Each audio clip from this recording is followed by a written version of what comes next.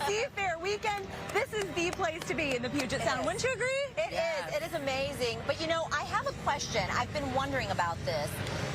You are deserving, my friend, but how is it that one becomes king around How here? does one become the king? Well, that's a good question. Maybe I should answer. Okay. He's way too modest to answer this question.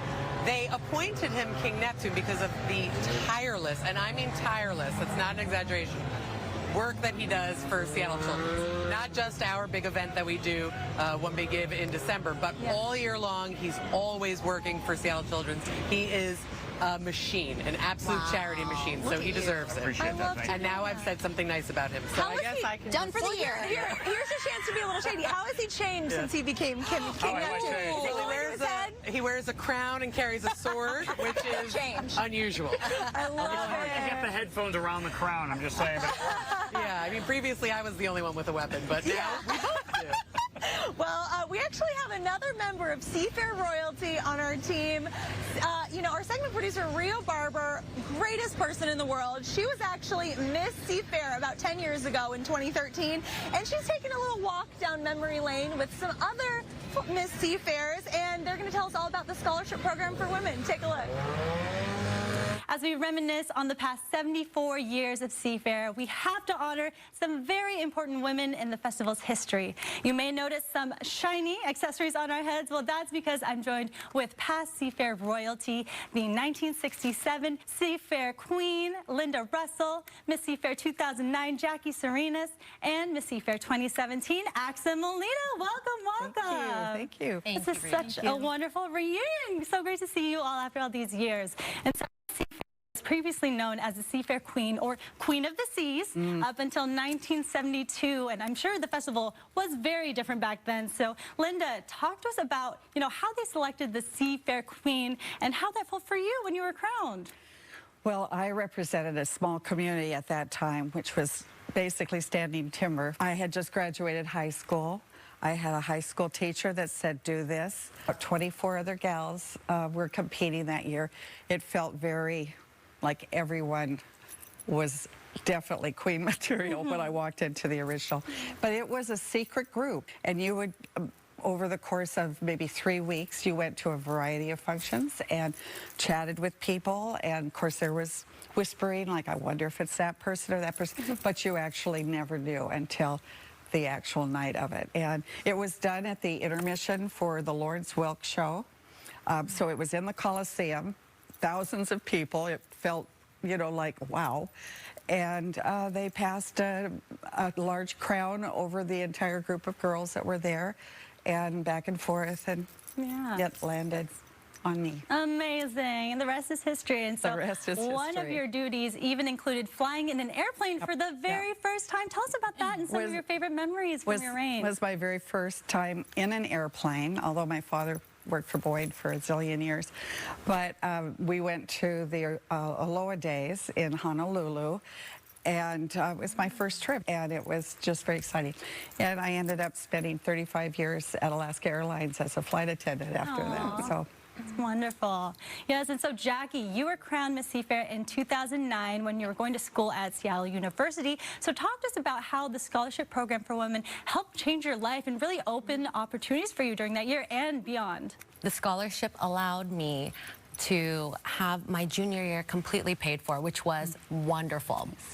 And from that, I was able to really focus on not only my studies, but my volunteerism. So as we all know with Miss Seafair, there's a lot of duties that come with that, which I loved and I embraced. But I also really enjoyed being able to do that and continue to be a big sister through Big Brothers Big Sisters, and provide some help by creating or helping to build houses in New Orleans during that time too. So that was all thanks to Seafair. But most importantly, I was able to walk away being a more confident individual, specifically a more confident interviewer, a more confident public speaker.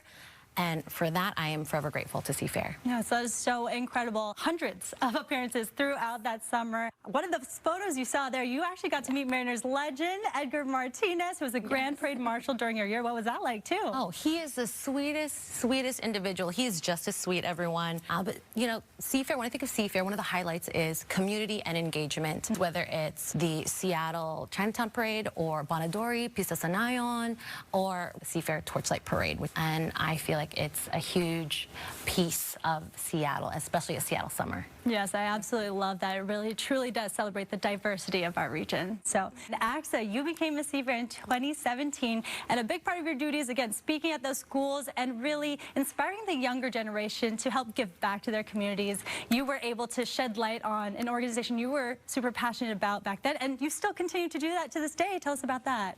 Yeah, so my platform was Wrestle Like a Girl. The purpose of Wrestle Like a Girl is to empower girls and women through the sport of wrestling to become leaders in life.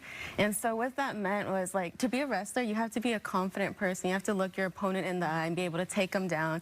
You have to be gritty. You need to just be a strong-minded individual. Wrestling made me a huge individual, not just for Miss Seafair, but just outside of and everything. Love that. And talk to us about maybe one or two of your favorite memories during your reign, even outside of that as well. There is this time I was talking to this young girl. She might have been 7 years old, and she was telling me about how she wasn't confident because people at school were making fun of her because she had a unibrow.